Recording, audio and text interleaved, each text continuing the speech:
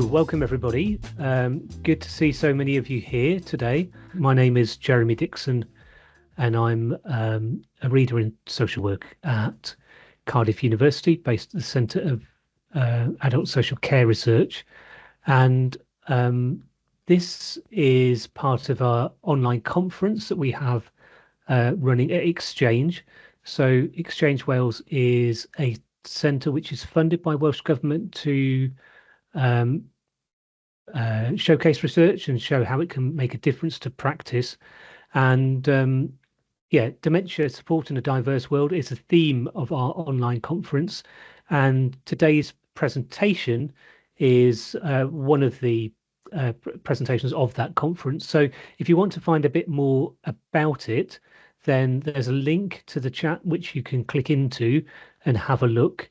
And if you've not been able to go to a previous one, they will be online shortly, and you can also book into the forthcoming events that will be happening over the next week or two.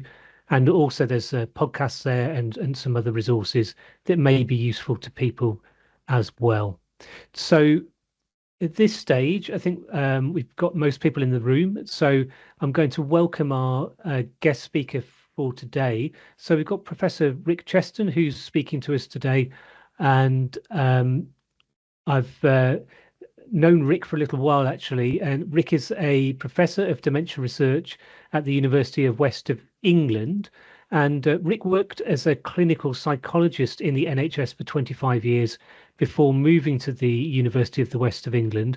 So he's got great experience in both practice and in research. And he's been a professor of dementia research there since 2012. And Rick's worked in partnership with community organisations providing services to minoritised communities for the last 10 years in Bristol and beyond. His main research focuses around developing psychosocial interventions to support people living with dementia adjust to their diagnosis. So he's going to be speaking about some of this involvement work today. And the title of Rick's research is "You Can't Do That in Dementia Care, Meeting the Challenges of Inclusive Dementia Care." Before I hand over to Rick, just to say that we won't be able to hear you in this presentation unless we kind of let you into the room. So it would be really good if you've got a question, if you can type it into the Q&A box, and I will pick those up as we're going along and ask them at the end. So please do give us your views, your thoughts, and your questions. We'd really like to hear them. So without further ado, I'd like to hand over to Rick and thank him for coming today. Thank you very much, Jeremy, and thank you, Jeremy, for inviting me, and your colleagues at ExChange Wales for setting this all up. Very, very happy to come along and talk about the work we've done on the ADAPT study. So as Jeremy mentioned, I've been working with a number of local community organisations in Bristol more or less since I started work at UE over 10 years ago now. But this particular piece of work was more of a national-based study. But if I'm very happy to answer questions about our work in Bristol as well, should anybody be interested. So you just can't do that in dementia care, and that comes, as we'll see, that comes from some of the focus groups that we've carried out, asking people about their experiences, asking particularly people from South Asian communities and community organisations about their experiences of trying to provide dementia care. So the context to our work really. Although we started work in 2021, this is a report came out a couple of years ago, actually led by one of our co-applicants, Karen Jutler from the University of Wolverhampton, and really trying to succinctly summarise the state of play in how dementia services really often let down people from South Asian communities, and indeed many other communities, in terms of really at almost all points of the dementia care pathway, both from right back in terms of helping people to understand about dementia, to lower their risk factors, all the way through the sort of assessment, diagnosis, post-diagnostic support, carer support, and then into end-of-life care. I think we focus particularly on the earlier stages in ADAPT, as I will describe. But really, we could look at this. We could look at almost, as I say, any point in dementia care pathway, certainly the one that holds in England, and see similar things. And unfortunately, I think South Asian communities may, in some ways, be more numerous than other communities. Of course, there are regional variations and local variations, national variations, but unfortunately, a lot of this is true in other areas of work. In Bristol, for instance, I work with the Chinese Community Wellbeing Society, and many of the same issues that we encountered, albeit in slightly different ways, would also relate to Chinese communities. So I don't think there's anything in that sense that would be different around South Asian communities, other than viewed collectively, they are probably one of the more numerous organised community groups. Anyway, without further ado, setting the context then is this sense of a service failure. So this is just to introduce our ADAPT team members. So myself and Sadia Parveen, who people may know, who's at the University of Bradford as an Alzheimer's Society fellow. Myself and Sadia led the study. We worked closely with colleagues, including Emily Doggett at UWE Bristol. I mentioned Karen Jutler at the University of Wolverhampton. We worked closely with people too, Jabir Butt and others at the Race Equality Foundation, and David Truswell at DACE. And we're also supported by a former colleague of Jeremy's, Paula Smith from Bath University. So the context that we came to this really is that in which large numbers of people living with dementia in the UK who come from minoritized ethnic communities from different parts of the world, different cultural backgrounds. The figure of 25,000 that's given there is actually a very old figure indeed. Some people might remember the All-Party Parliamentary Group report of 2013, which I think was entitled Dementia Does Not Discriminate. But the APPG report was really the first one to sort of give credence to this 25,000 figure, and that's 2013, and it was looking back at a study that was done I believe about 5 years earlier. So we're already looking at figures that are, and it's still widely quoted. This figure must well be considerably out of date by now, but it's as I say, it's still largely done. So we could think of considerably more people than that. And one of the things that the APPG report highlighted was back in that time, whereas at 2013 they were looking at a rough doubling of the numbers of people living with dementia in the UK by 2051. The projection that they had for people from minoritized ethnic communities was not just of a doubling, but of a 7-fold increase in the number of people being diagnosed with dementia within the same time period. And that's due to a number of factors. First of all, many minoritized communities are at greater risk of developing dementia. We know that there are risk factors, for instance, for diabetes and heart disease, which are closely tied, as people know, to the development of dementia of all sorts later on, and that those risk factors are found at higher levels within South Asian communities, for instance. But it's also due to patterns of migration. The generations that moved to the UK in the 1960s as young men and women, let us say in their 20s, are now 60 years later, are in their 80s.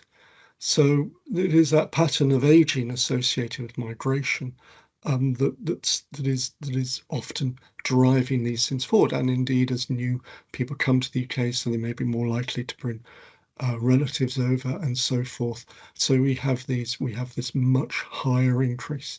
So these are issues that all services not only should be grappling with now, but are going to become issues that need to be addressed increasingly commonly as we look at it. We use this very commonly. It's used sobriquet of South Asian communities, but who are we meaning? And as you can see from that map, we're talking about people whose own roots are predominantly in India, Pakistan, and Bangladesh, but also to a certain extent Afghanistan, Nepal, Sri Lanka, and so forth. So wide, disparate communities, and those countries are themselves in hugely disparate on the basis of language, of ethnicity, cultural differences too. So there is no single South Asian community. These are pluralistic,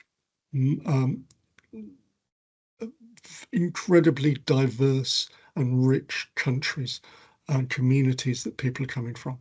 But nevertheless, we tend to be grouped together.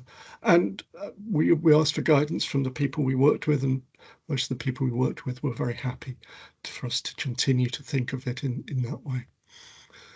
So again, large numbers of people, growing need. How then do people use services? And this is really where we find very important patterns of differences. So again, a number of studies showed that South Asians are less likely to access all parts of the pathway, and that when people do present, they're more likely to do so in crisis or at a later stage.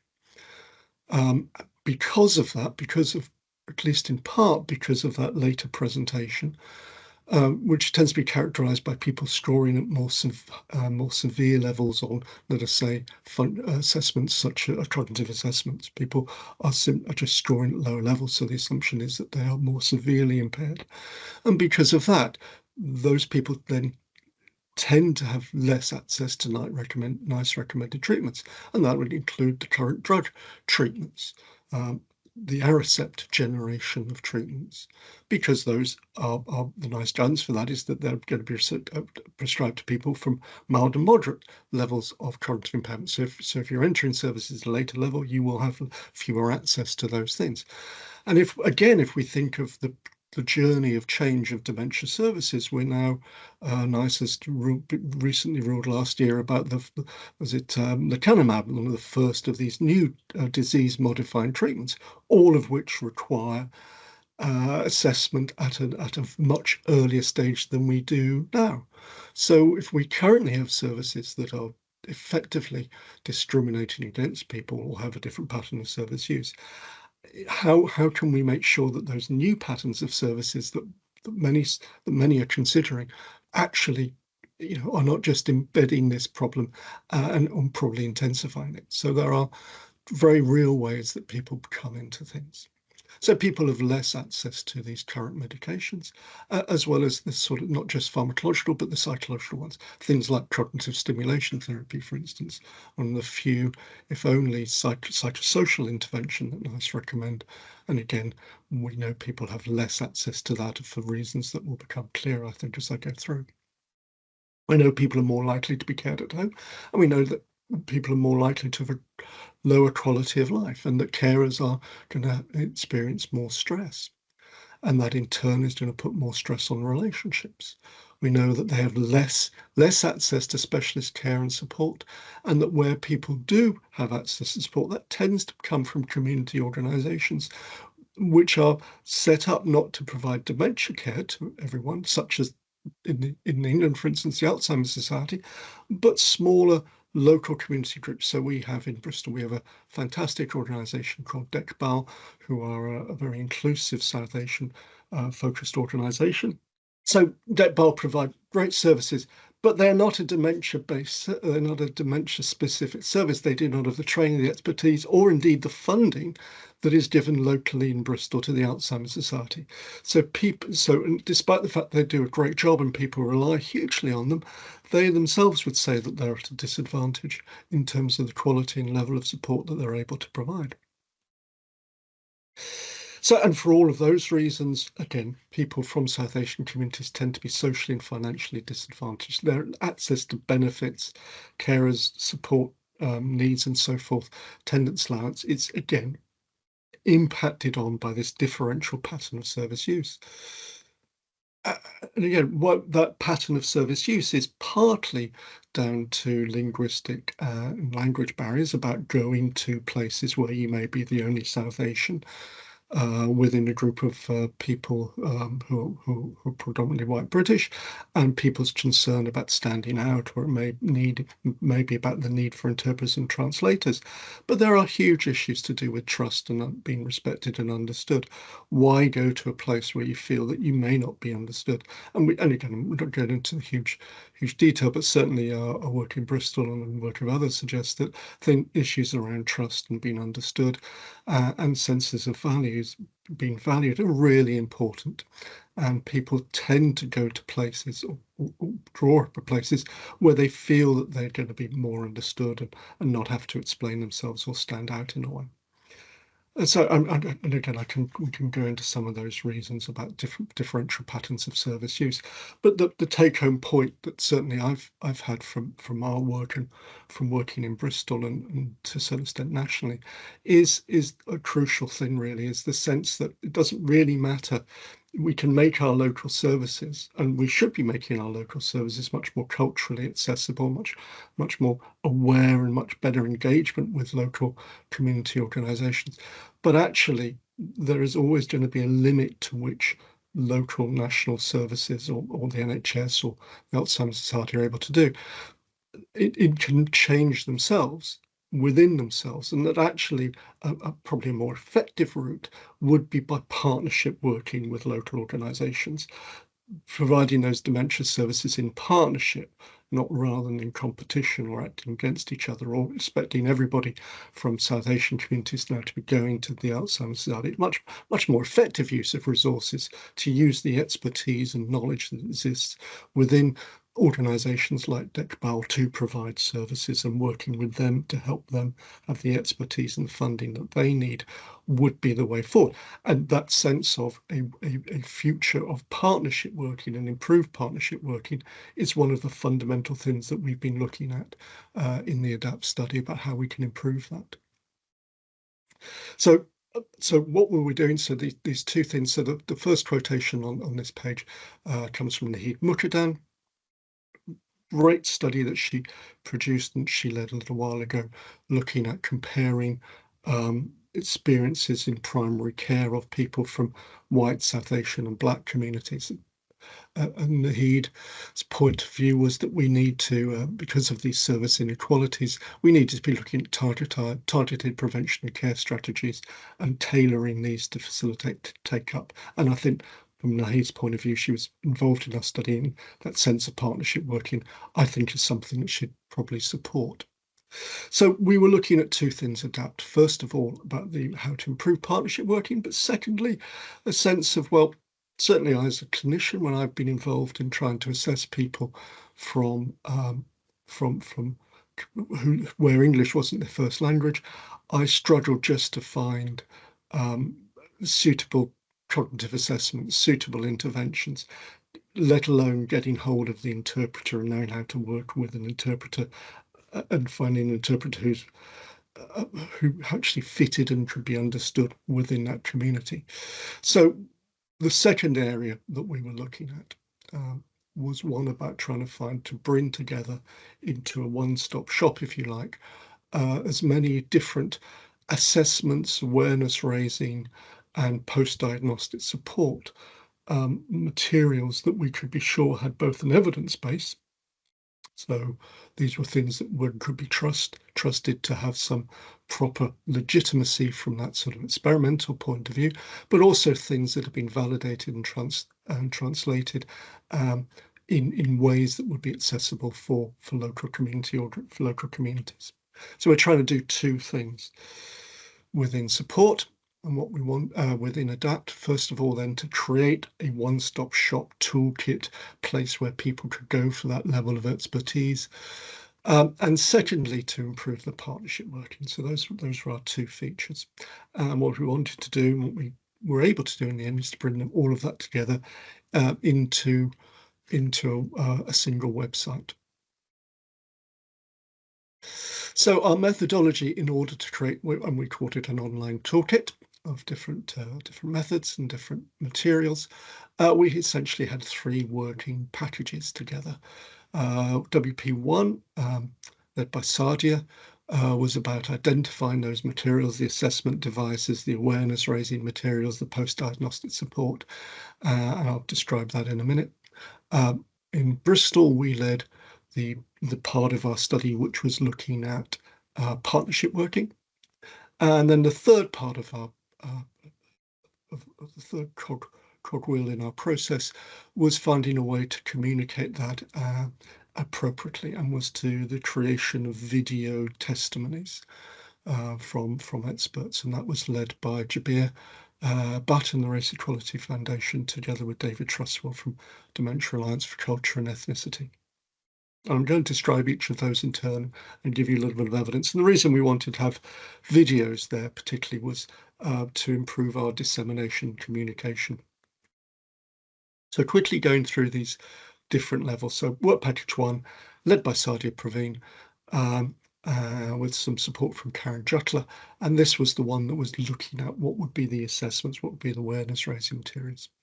So that starts with Sadia and colleague Gary Fry did a number of rapid reviews of the areas to identify appropriate materials. We spent a lot of time trying to track down clinicians who produce things with varying degrees of success. I have to find we couldn't get hold of everything we wanted and that we thought would be relevant.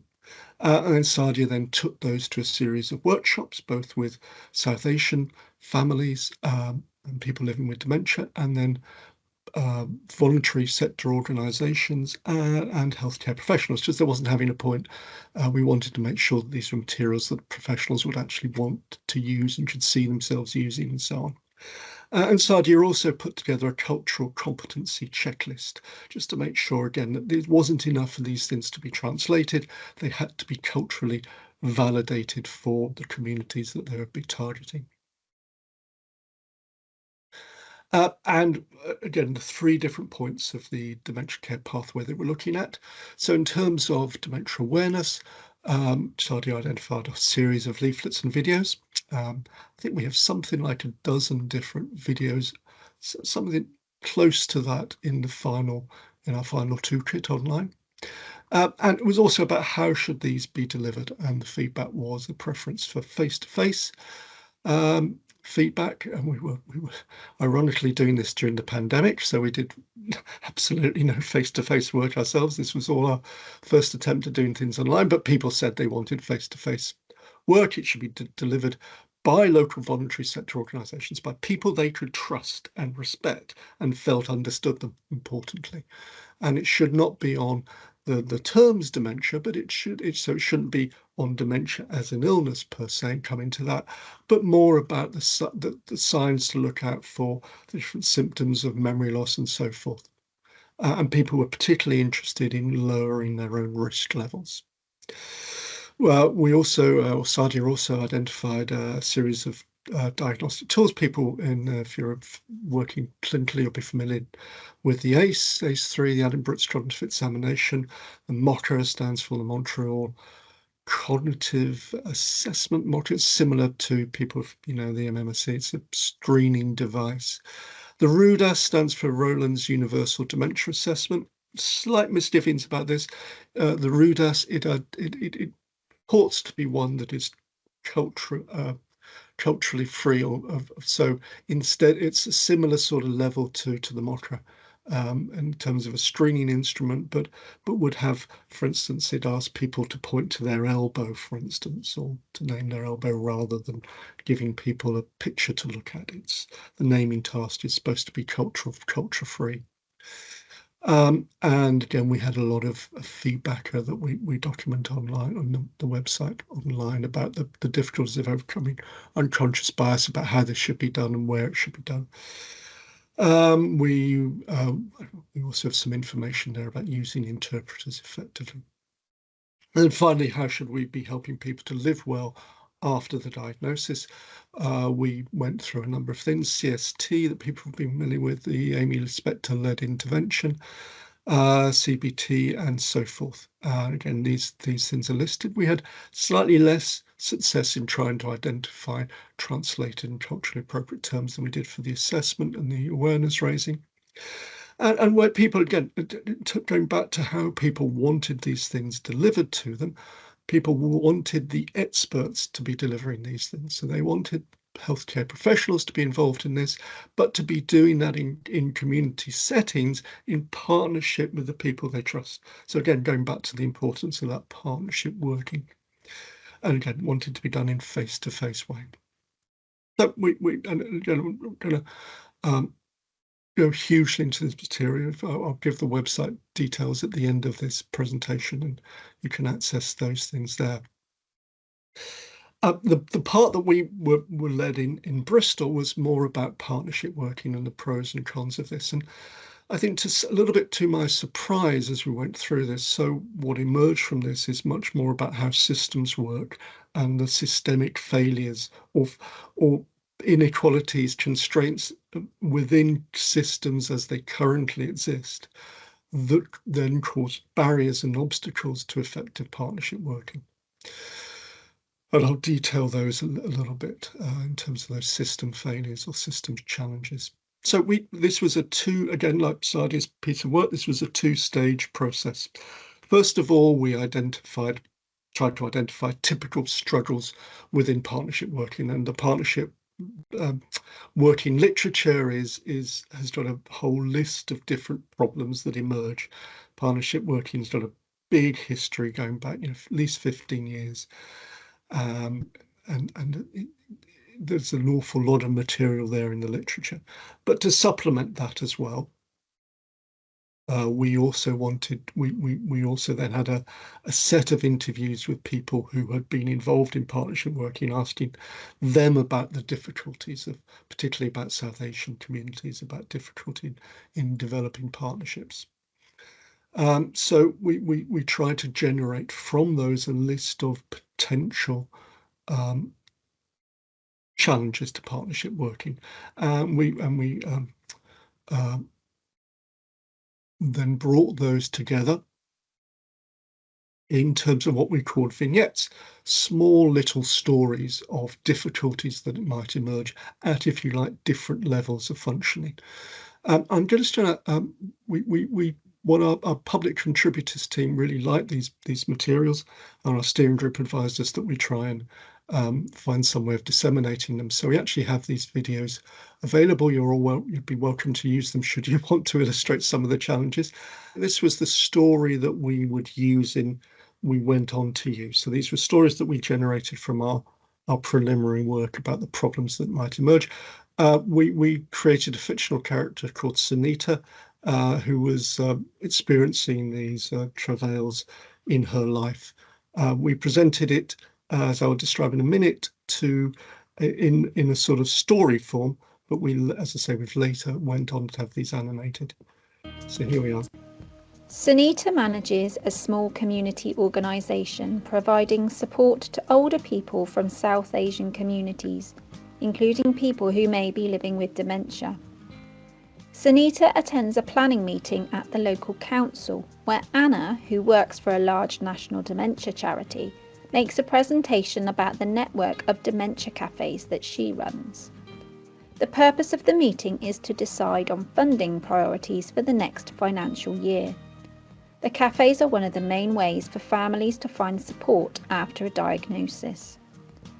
During the presentation, Anna does not refer to the ethnicity of dementia cafe service users, and nobody in the room asks about this.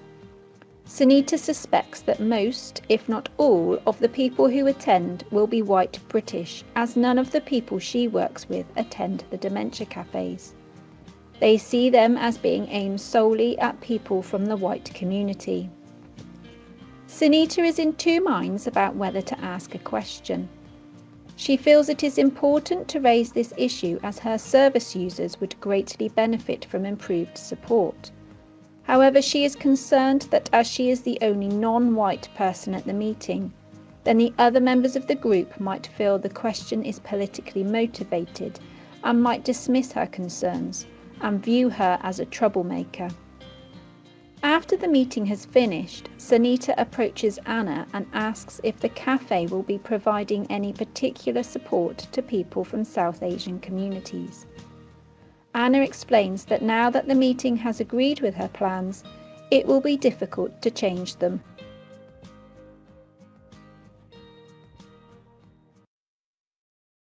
So we have the travails of Sunita at different levels. So that one very much is sort of the meeting-based problem, but we had more systemic problems that would emerge in terms of working in different ways. So we presented these two workshops, and people from the workshops we did two different streams of workshops. We had one that was for people from voluntary and community sector organisations, and then we had a second one that was for HCPs. And we would present these vignettes and really just ask for their information. We then used deductive thematic analysis to look at that and to try and go through the different things. And there were a lot of similarities between what people said from the two different work streams, but also some differences. So I just want to go through some of these problems and challenges. We also managed to generate a list of sort of strategies people could use that were being suggested within the workshops, and those are in our in the final toolkit. But this is just more a sort of conceptual analysis of it. There was a very strong sense that people thought of dementia care pathway, being designed and commissioned with a certain person in mind, and that certain person, whoever they were designing it for, was typically seen to be white British. That was how things were designed. So we would have concerns for this. For instance, Mitchell, I think, is a psychiatrist, and he's just talking here about you can't, if you can't speak, if you don't provide ways in which carers can speak the primary language of people that they're providing care for, that's just no way to provide person-centered dementia care. But it was more than that. People focused on the flexibility and the responsiveness. People saw the service as being a one-size-fits-all thing. You come in, here you are, this is what you've got. So Mitali being a voluntary care sector worker. But one thing that shared them was whether we were talking to nurses, psychiatrists, psychologists, occupational therapists, or voluntary care sector organisations, that people seemed to be shared a sense of cynicism and distrust of the motivations of their managers, and people on both sides saw attempts to have greater inclusivity as not being completely engaged with, shall we say, by NHS and social services managers. And there might be two. So Anya is actually a social services manager, and there will be sort of ways of trying to minimize this. So here she is saying, this is not going to be a gold star care, is it? But it's the way it has to be. A way of sort of, slightly diminishing it, slightly different perspective from Mitchell. She's saying it's not gold star, but hey, what is? That's just the way it goes. Seemed to be her take on things. So the second level then, so we have services that are designed or fitted to some white British, Caucasian centric, as one of our public contributors defined it. And the second recurring theme was about the bias within services, the systemic bias. So Rehan is a voluntary care sector worker. Again, just saying this, attacking a perspective about South Asian communities looking after their own, and saying, well, is it that people choose to look after their own? Because that's how South Asian communities function, which he's characterising as a typical view that would be applied to his community. Or is it just that I, as someone who's a Muslim or Hindu or Sikh, is fearful that if my brown mother goes into care in an institution, that she might be given something that she would never eat knowingly, such as a ham sandwich? Who's to say that won't happen?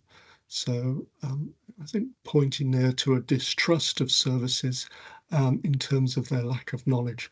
So if you can't guarantee that your mother won't be given a ham sandwich for lunch, then maybe that puts the emphasis on people within the community to look after their own parents rather because of their mistrust of the inadequacy of the services that they're facing.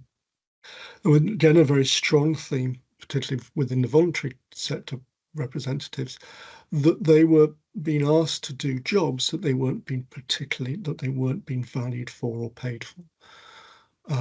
And particularly that they were being asked to cover for the deficiencies within the NHS. So these are people whose taxes are saying, it's my taxes who are paying for the NHS to function, but then the NHS can't function in the way that's required to meet the needs of my community. And then you ask me to come and help you to make up for your service deficiencies while not actually realizing that you're not paying me anything to do it in the first place. So we have this network of disvaluing going on, this whole chain of devaluing coming in. People saying, if Sunita goes to that meeting, who's paying for Sunita's time at that meeting? I know the council worker doesn't have to think that, the NHS manager doesn't have to think that, but Sunita, the VCSO sector, she's been paid in a completely different way, and she probably isn't being paid actually to attend these sorts of meetings, but she's expected to. And then the final one, this one goes back to, I think, that vignette that we've just seen. People really identified from the voluntary sector with that dilemma that Sunita was seeing herself placed in.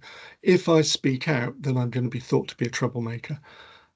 We were doing this sort of around the time of the Black Lives Matter protests, so that may have influenced it, but it seemed to be much stronger than that dilemma of it's important, but it's important for everybody to bring this up, not just for me as the only brown face in this organisation or in this meeting to do this. And then finally, the third main thing coming out of this was about, tokenistic offering, about, people actually, the sense of not trusting the system to actually come and do meaningful change, but just to tinker at the edges. And a lot of people from community groups would produce examples in which they felt they were just being used to make up for being used in a tokenistic way at meetings. And they would also point to a long history of lacking of trust with services, and point partly to the difficulties. If you're going to build trust, that needs to take time. But NHS in particular keeps shifting and changing every year. It seems to have a different manager that you'd have to relate to, was the idea. So those difficulties creating those things. So where does this take? Well, as I say, it points towards constraints about partnership working. There was agreement between our two streams that we worked in, for instance, about cynicism, but there was also these very different ways and perspectives. Whereas the statutory sector, so when we presented that video you've just seen, or that story to our statutory sector staff, they were saying, well, that's just poor practice. If I was chairing that meeting, I would have done it in a different way. It's just individuals need to up their game. Whereas the staff from the voluntary sector that we were all looking at saw these things as much more enshrined or ingrained within systems, and not just ingrained in the systems that they encountered in their professional work, but these were ingrained, that they were coming up with examples from their everyday life of these sorts of problems coming back through. So these were seen to be typical of a much wider problem of unconscious bias. Unconscious bias at best, and for some at worst, a sort of systemic racism that was happening. But there was also constraints on NHS and statutory sector staff, many of whom would describe themselves as feeling unable to ask for clarification, or partly because they worked at the system, a part in the system they worked, they may not have financial control, so they wouldn't be able to go and have a budget line for better payment, for instance.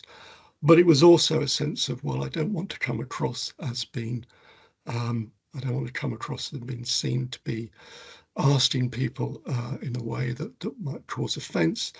So I won't ask questions. I won't look for clarification.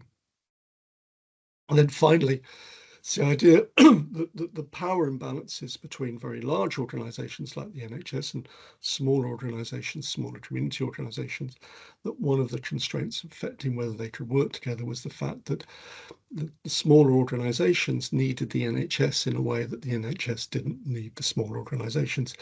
For instance, in England, I don't know if this is the same case in Wales, but there is a single target that CCGs, our community ICBs as they are now, report to, and that is in hitting a target of 67% diagnosis rates locally. And that has been what they were held accountable to. Now you can hit that 67% in different ways. You can have 2/3 of everybody in all communities being assessed, or you can hit it by having probably 80% of the white British community assessed and diagnosed, and maybe 20% of minorities, ethnic communities diagnosed and assessed. So you can meet it in different ways, and people were very conscious of that. We need the NHS more than the NHS needs us. They can get on and do their job without us if we cause trouble. So that was certainly very much a viewpoint we were being given. So we came up with a set of recommendations. I'm not going to go through these. These are available on our website, which I'll tell you about in a minute. What I want to do is talk about the third part of what we did. So very, very quickly, to finish this, we produced, as well as those vignettes, we produced two other types of video materials, and I'm just going to present both of those, I think. So dementia is a taboo subject as far as the Asian community is concerned. And I think it's misunderstood. And not only just misunderstood, it's confused with mental illness. And they link it automatically to old age. Although it's showing up now that younger people are getting it. I was 54 when I was diagnosed.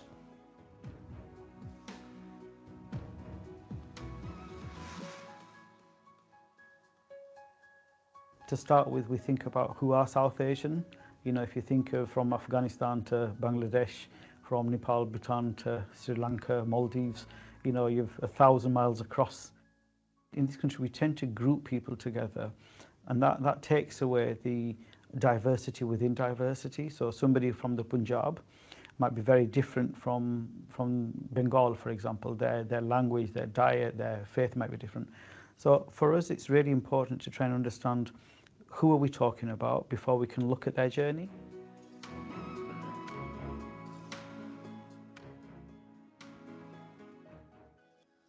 It's not possible to learn a full language, but maybe some words which are more important would help. So just finish it there. So we produced a number of these videos really to enable people to talk for themselves rather than through ourselves. And also to try and find different ways of spreading best practice. Well, we did that. We produced a sort of trial mock-up version of our website. One of the feedback that we had was that we really we had missed the voice of female carers. So we also were fortunate to have some resources, and we were able to make a brief film, which I'm going to show just 1 minute of.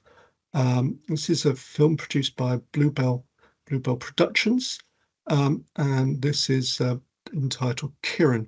Just to try and so we've hoped that we would be able to find the voice of female caregivers, but people were rather reluctant to come on screen in the way that you've just seen the two guys talking.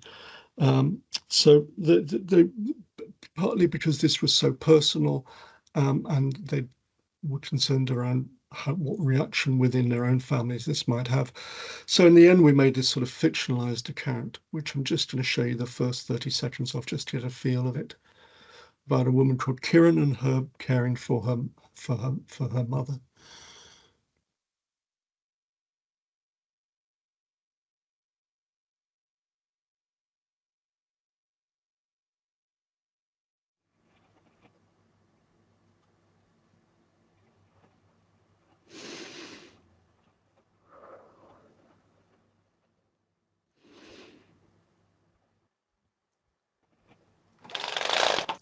तू मेरी कुड़ी वर्गी दिसती है वो भी बड़ी सोहनी होनी है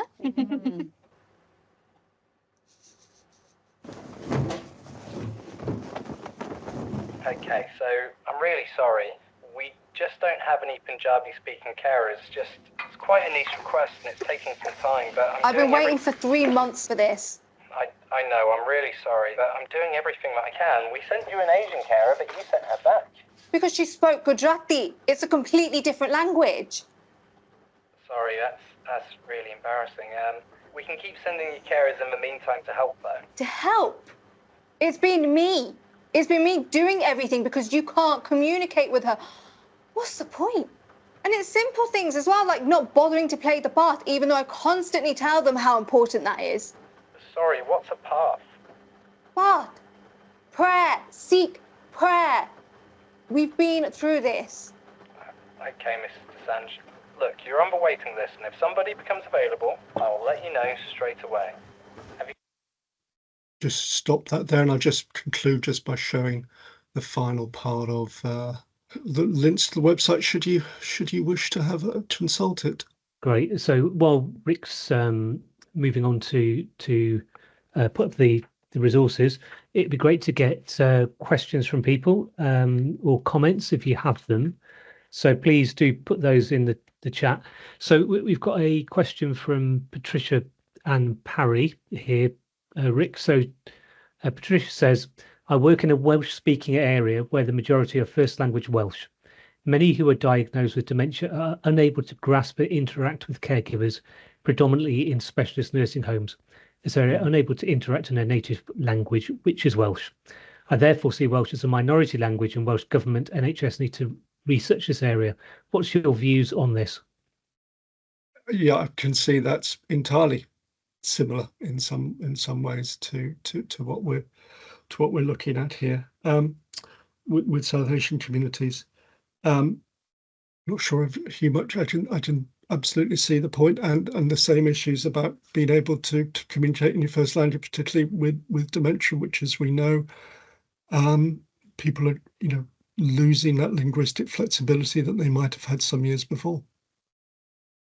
Go back to the point, can you really provide person-centered care if you have, as in the dramatized case of Kieran, but based on real life things, where you're sending people around to provide that care who know little about, have little understanding of either the language or the culture of the people that they're providing care to. Whatever it is, it's not going to be personalised care. Great, thank you, Rick. So Morgan Brett says, fabulous work. I recognise these challenges from my own work too. I recently did some research in 2 Asian care homes and saw some fantastic provision there, which was really meeting the needs of residents. What good practice have you noticed in your research? Oh, good. Well, we do come across a lot of good things. I think majority of the work that impresses me most is actually within small community organisations.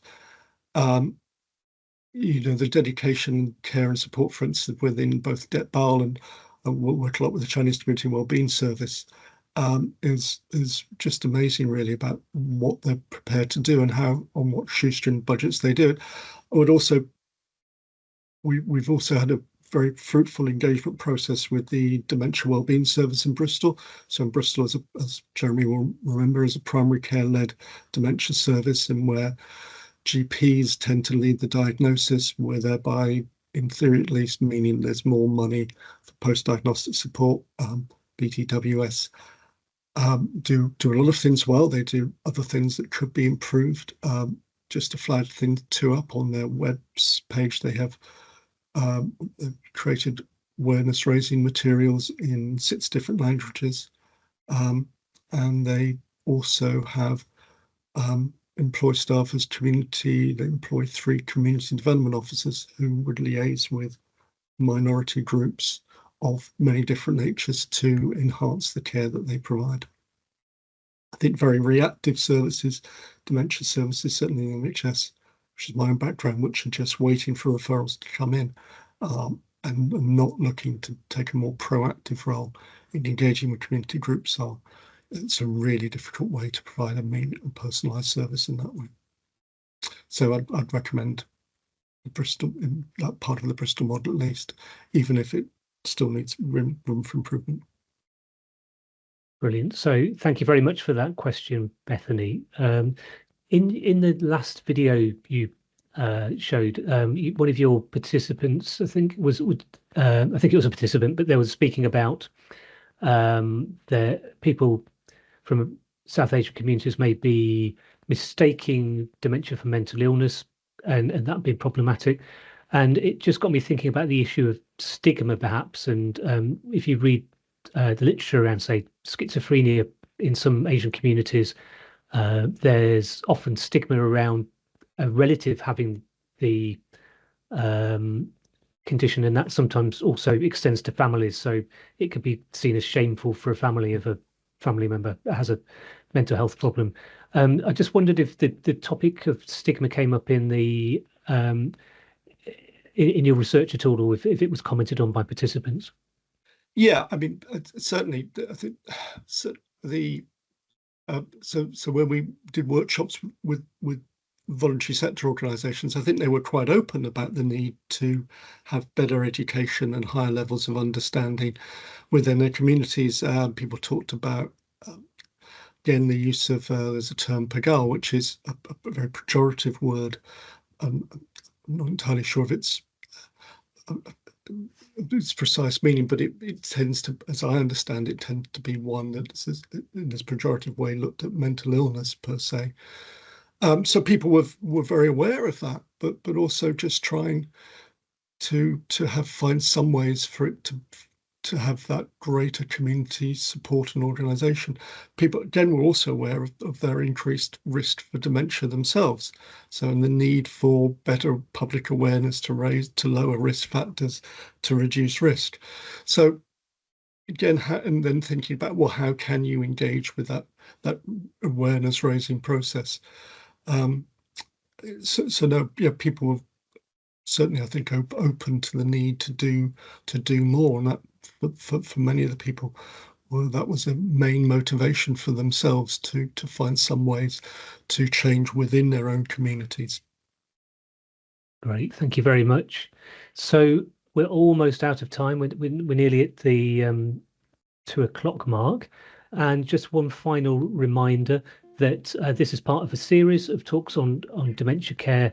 So if you want to look in the chat, you'll see the link to the series, Dementia Support in a Diverse World, and also the links which Rick has placed up in relation to his project.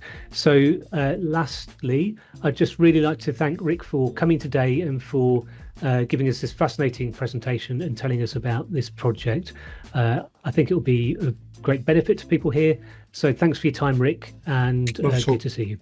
And Jeremy, I've just put my own email address if anybody wants to produce any more information about anything I've put in there. I'm very happy to be contacted directly about it. Great, thanks for that. So yeah, do contact Rick if you have any questions that you didn't get a chance to raise in the meeting. So thanks for attending, everybody, and we look forward to seeing you at the next event.